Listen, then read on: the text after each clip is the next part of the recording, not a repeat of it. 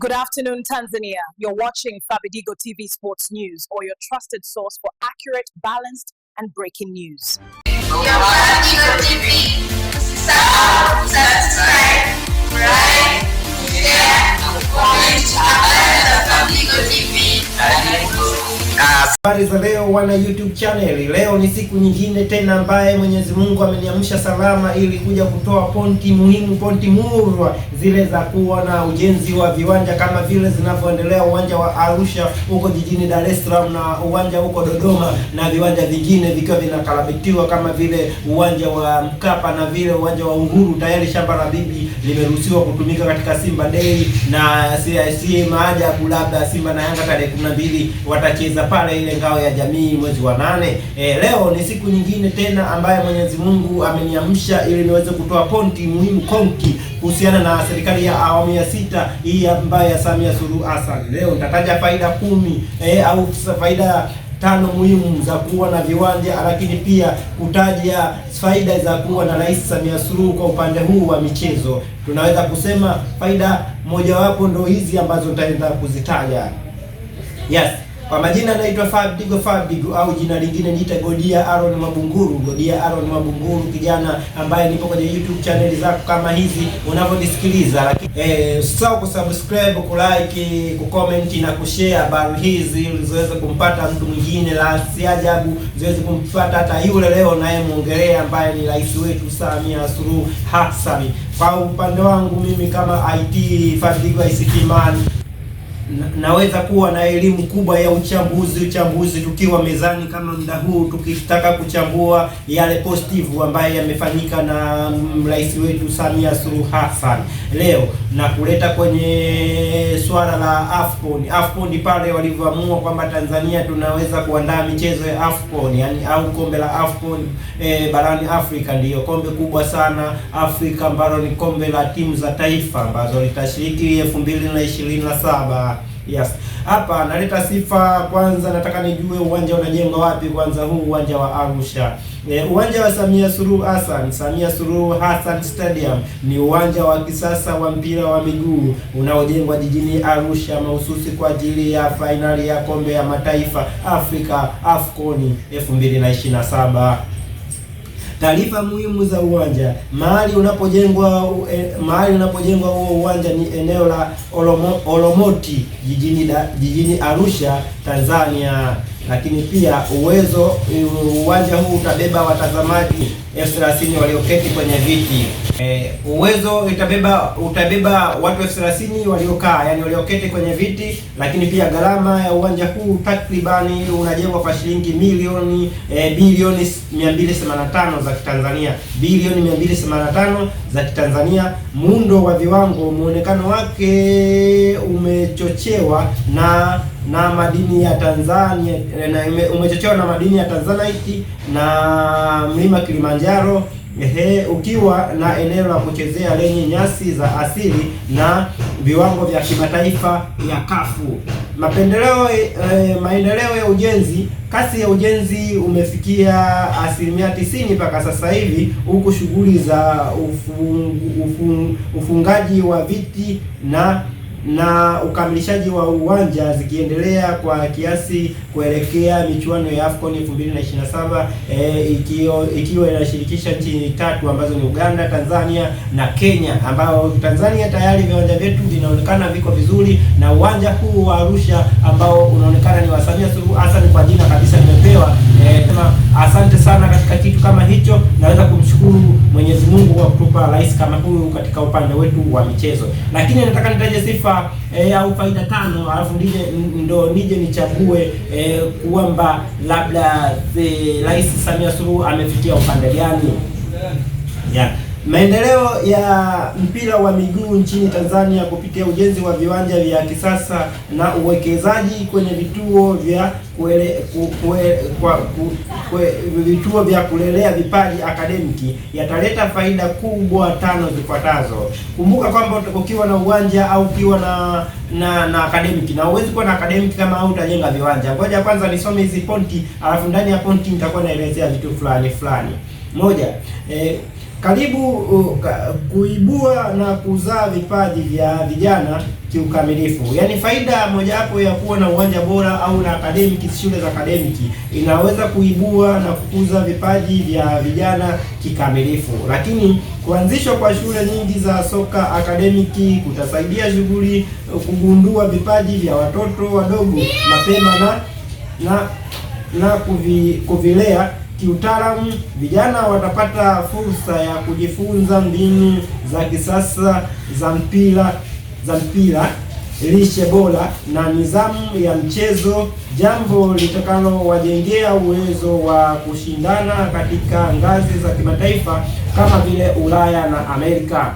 Hiyo ni pointi ya kwanza, kwamba kuibua na kukuza vipaji vya vijana.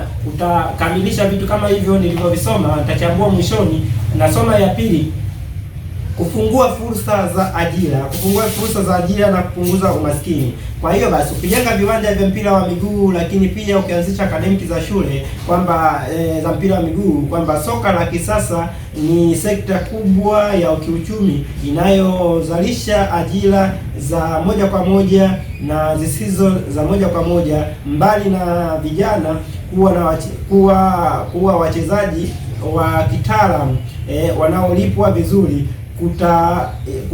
kutanuka kwa shughuli hizi kutatengeneza nafasi za kazi kwa makocha, madaktari wa michezo, mameneja, walimu na watunza viwanja. Hizo ni ajira hizo nilizozitaja hizo.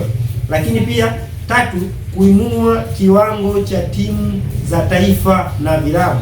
Lakini pia faida ya tatu ambayo itaifanya sisi tukiwa na viwanja vya michezo kama huo uwanja wa Arusha na Mkapa unapojengwa na Mbeya kule kujengwa uwanja Mwanza ukijengwa uwanja, majiji makubwa hayo ambayo ya mpira hayo ikijengwa uwanja, ina maana kwamba itasaidia hivi. Na pointi ya tatu, kwamba kuinua kiwango cha timu ya taifa na vilabu. Pia amesema kuwa na mfumo imara ya vijana youth system kutaihakikishia Tanzania inakuwa na hifadhi endelevu ya wachezaji bora.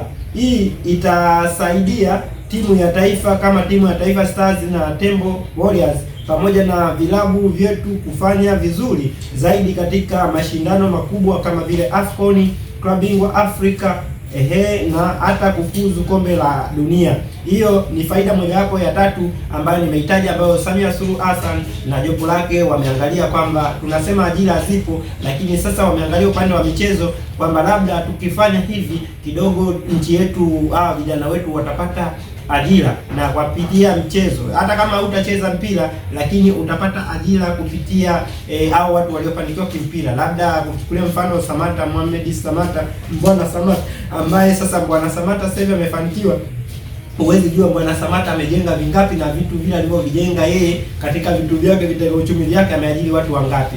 Tuchukulia wangekuwa wengi kina Bwana Samata au hapa Tanzania wale waliofanikiwa kama kina Ishi Manula na wachezaji wengine kama vile wakina Mzinze walioanzisha maduka yao ya biashara, ina maana hawauzi wao, ina maana kuna watu wamewaajiri mule wanauza. Kwa hiyo basi itawafanyia watu wapate ajira. Hapa mimi namsifia sana Rais Samia Suluhu Hassan pale ambapo anaonekana kwamba ni mtu ambaye ameangalia upande huu hapa. Mimi naongea kama mchambuzi wa mpira, lakini jicho langu la tatu limeona tunaelekea sehemu nzuri sana kupitia michezo. Maana ukijenga viwanja, maana yake kwamba unatengeneza wachezaji waanze kuonekana. Sasa huwezi kuwa unajenga shule wakati bado hujaanza kujenga viwanja. Kwa hiyo basi mimi upande wangu natoa maoni na kumpongeza huyu Rais Samia Suluhu Hassan, nikiwa naonekana kwenye YouTube channel au kwenye mitandao mingine ya kijamii kama hivi ninavyoweza kutoa habari kila siku ninavyotoa kwenye channel zangu, na nikiwa nafundisha masuala ya ICT solution, Fabidigo ICT solution, nikiwa nafundisha masuala ya ICT, maana mimi ni professional ni ICT, lakini pia nikiwa nafundisha masuala mengine ya vitabu vya Mungu, Biblia, Qur'ani, pamoja na masuala ya maisha pia, kwamba wewe ni mtu wa aina gani, unaweza kufanya nini. Kwa nini nimeamua kuja na hoja hii leo? Tunaangalia sana negative tu, lakini tuangalie positive. Ujio wa Samia Suluhu umefanya nchi yetu leo tumeweza kwenda AFCON mara mbili katika kipindi chake, lakini pia tumeweza kufika hatua ya 16, lakini pia bao la mama lile ambalo anasapoti kwa milioni ngapi zile, milioni 5 kama umefunga goli, limesaidia timu zetu za Simba, Yanga na Azam kufanya vizuri, na mpaka sasa hivi sisi tuko ligi namba 6 barani Afrika. Lakini tunapoongea hivi, ukikutana na Simba na Yanga sasa hivi lazima utaogopa, maana ni timu ambazo zinaogopeka sasa hivi. Haya ni matunda ya Samia Suluhu Hassan, kwa sababu naweza kusema hivyo. Marais wangapi wamepita kufanya hivi? Tuongee ukweli uliokamilika kwamba mama naye anajitahidi na anajitahidi, na mimi kwa jicho langu la tatu namuona. Ningekuwa mimi namshauri, ningesema achana na barabara, hata achana na barabara kujenga huu mwaka, jenga viwanja tu vya mpira. Mwaka huu angejenga viwanja vya mpira, sababu kama hapa nimesoma uwanja wa Arusha kwamba ni uwanja ambao unaingiza watu 30,000, lakini pia umegharamia shilingi bilioni 285. Mimi naangalia, je, katika trilioni moja akichukua tu trilioni moja Mazeri hapo, akichukua tu trilioni moja kwamba hii trilioni moja na iweka katika viwanja, ajenge uwanja kule Mbeya mmoja, ajenge Mwanza uwanja mmoja, ajenge Morogoro. Nimetaja majiji matatu. Nimetaja Mbeya. Mbeya ndio uwe wa kwanza. Hata Mbeya unaweza kujenga hata viwanja viwili. Kwa sababu gani? Naongea kwa fakti za mpira. Kwa sababu Mbeya ndio mkoa ambao ukitoa Dar es Salaam ndio mkoa ambao unaingiza vilabu kwenye ligi kuu, vinaweza kuwa 3, 4. Kuna kipindi Mbeya ilikuwa na timu 4. Ilikuwa na Mbeya Kwanza, ilikuwa na Mbeya City, ilikuwa na Prison, ilikuwa na timu ile iliyobadilika kuwa Singida Big Star, ambayo Geita Gold, not Geita Gold, Ken Gold ipo, lakini kuna timu nyingine ilikuwepo Malali kule, ambayo ni timu ambayo inaonekana kwamba ni mkoa wa mpira. Sasa kama mkoa ule wa mpira hauwezi kukosa kujenga uwanja, ni kama Dar es Salaam. Sasa tuchukulie mfano kwa sasa hivi takwimu za mpira kwa mikoa, tunaweza kusema Dar es Salaam ni ya kwanza, mkoa wa pili ni Mbeya, kwa sababu Mbeya ndio inakuwa na timu 2, inakuwa na timu 3, inakuwa na timu ngapi. Kwa hiyo mimi naweza kusema Mbeya wanapenda mpira, ndio maana Mbeya wanaweza kuanzisha timu wakaiuza, kama vile walivyouza ile timu ambayo ilikuwa inaitwa Save Black Star au Singida Big Star, ambayo ni timu iliyotoka kule EF, ilikuwa inaitwa EF huko Mbeya Marali kule wanapolima mpunga usangu.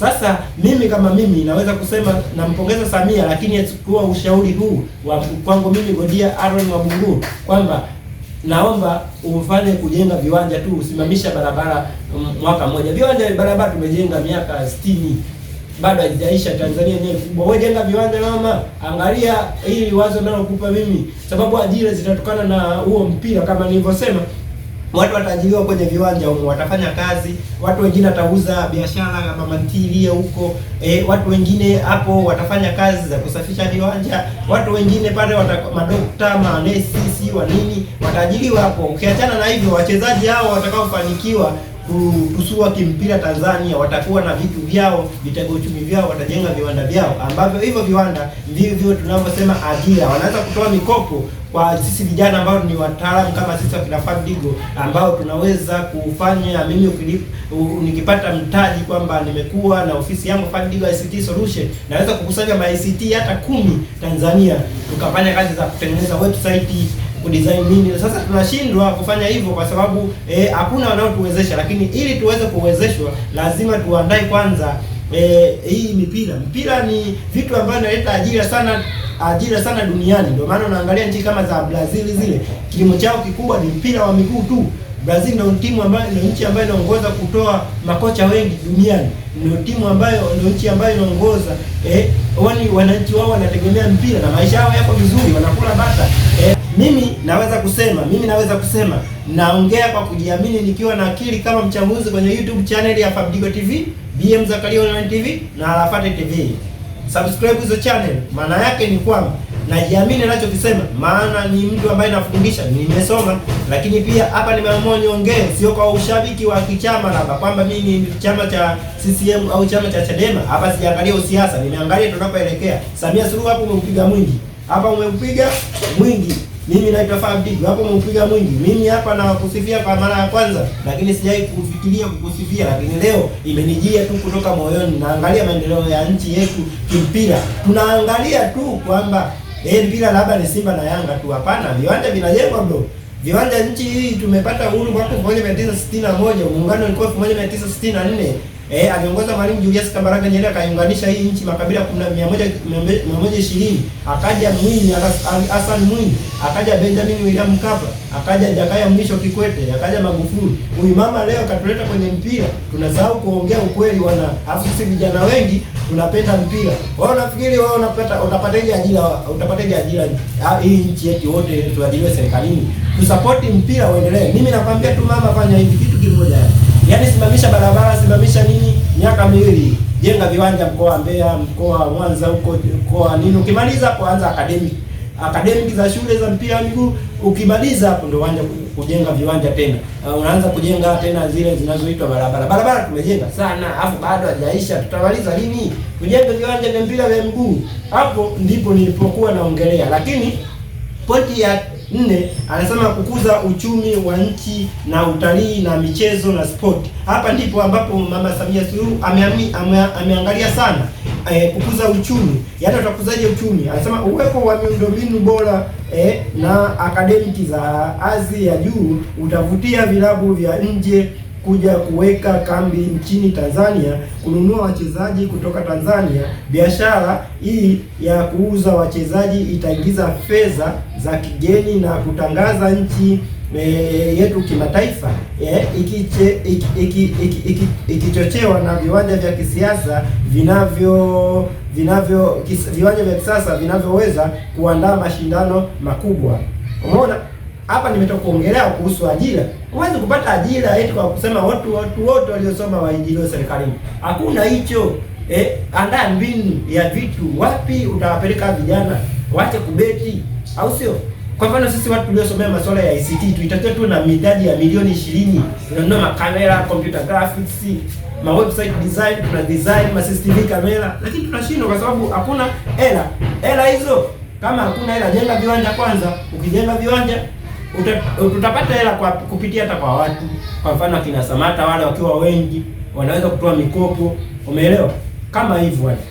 Lakini pia anza kuimarisha afya, nidhamu na ustawi wa jamii. Shule za akademiki au viwanja vingi vikiwa vingi, anasema zitachanganya masomo na michezo, jambo litakalojenga vijana wenye afya bora na nidhamu ya juu. Michezo huwasaidia vijana kukaa mbali na makundi yasiyofaa, matumizi ya madawa ya kulevya, uharibifu au utekaji nyara. Viongozi na walio wema wanatoka kwenye shule kama hizo.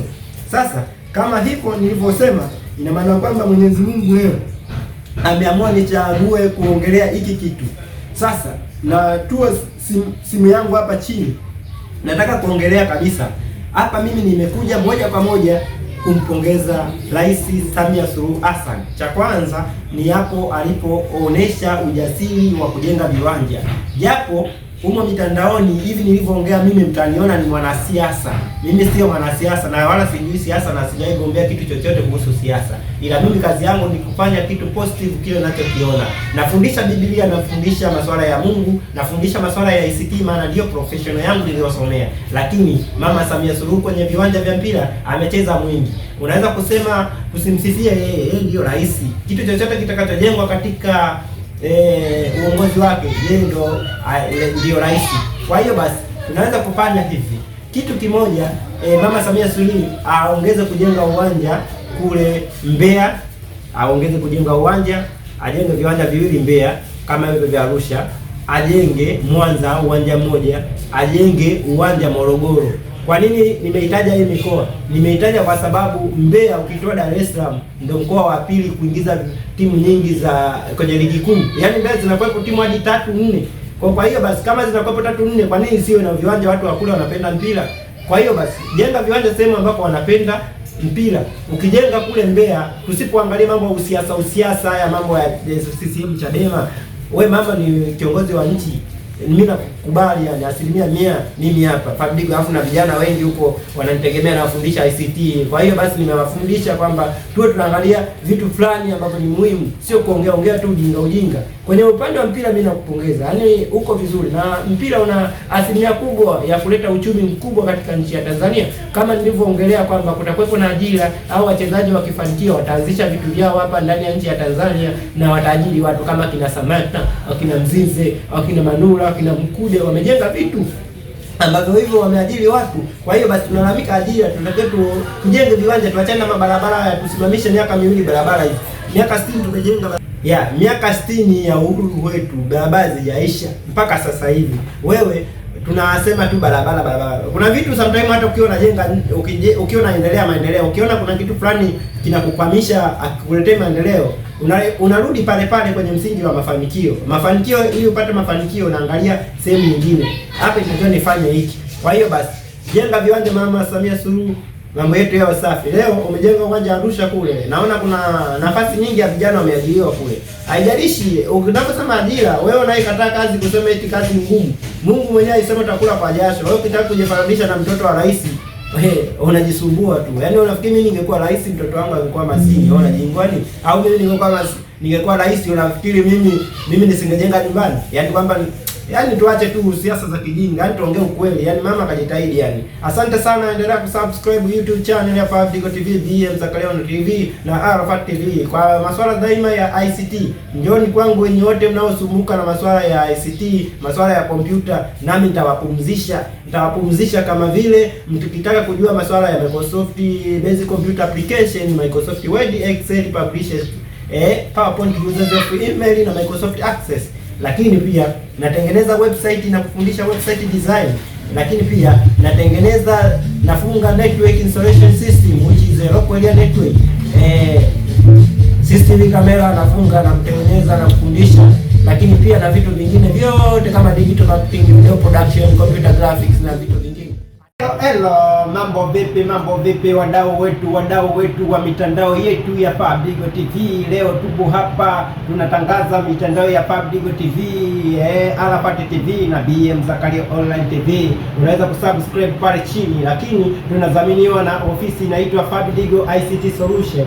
Fabidigo ICT Solution ni suluhisho la ICT. Kwa mfano, unataka kutengenezewa masuala fulani na kufundishwa masuala fulani kama vile website design, tunatengeneza na kufundisha, au sio? Network installation system tunatengeneza na kufundisha, yaani masuala ya local area network wifi yale kama unasikiaga, tunatengeneza na kufundisha. Lakini vile digital marketing, masuala ya social network tunatengeneza na kufundisha. Yes, CCTV camera tunatengeneza na kufundisha. ICT Solution, Fabidigo ICT Solution. Lakini computer maintenance and repair, tunaweza kukutengenezea kompyuta yako na kufundisha kutengeneza kompyuta, software and hardware, computer knowledge kwa ujumla yake tunakufundisha. Lakini pia kuna kitu kingine pia inaitwa inaitwa basic computer application. Wale watu wanaotaka kujua basic computer application short course ya ICT ambayo inaitwa basic computer application, Microsoft Excel, Microsoft Word, Microsoft Publisher, Microsoft PowerPoint, Microsoft Access, users of email and internet. Yote hivyo sisi tunakutengenezea na kufundisha. Pia tunaweza kufundisha kama mtaalamu kwa muda mchache sana ukawa ni mtaalamu. Video production tunafundisha video production na kutengeneza, lakini pia audio production tunafundisha na kutengeneza, lakini pia tunaweza kukufanyia kitu fulani kile ambacho inaitwa computer graphics, ambayo ndio imebeba video production na audio production, ambayo vyote hivi unaanza kama vile video production. Kama unavyojua video production na audio production zote ni masuala ya computer graphics. Sisi kama Fabidigo ICT Solution tunaweza kukufanyia hivyo. Lakini kwa wale wanaotaka kukuza mitandao kama vile tulivyosema digital marketing, sisi tuna uwezo wa kukuzia mitandao ya YouTube, ya Instagram, TikTok na mitandao yote ambayo unajua wewe, tunaweza kukuzia kwa kuleta hela. Ndio unje mkataba na Fabidigo ICT Solution. Tupo jijini Dar es Salaam, mtaa wa Buguruni. Yes, unaweza kutupata kwa namba hiyo hapo utakuwa unapita juu, au unaweza kutaja namba 0756 000 462, 0756 000 462. Unaweza kunipigia Asante sana. Subscribe YouTube channel.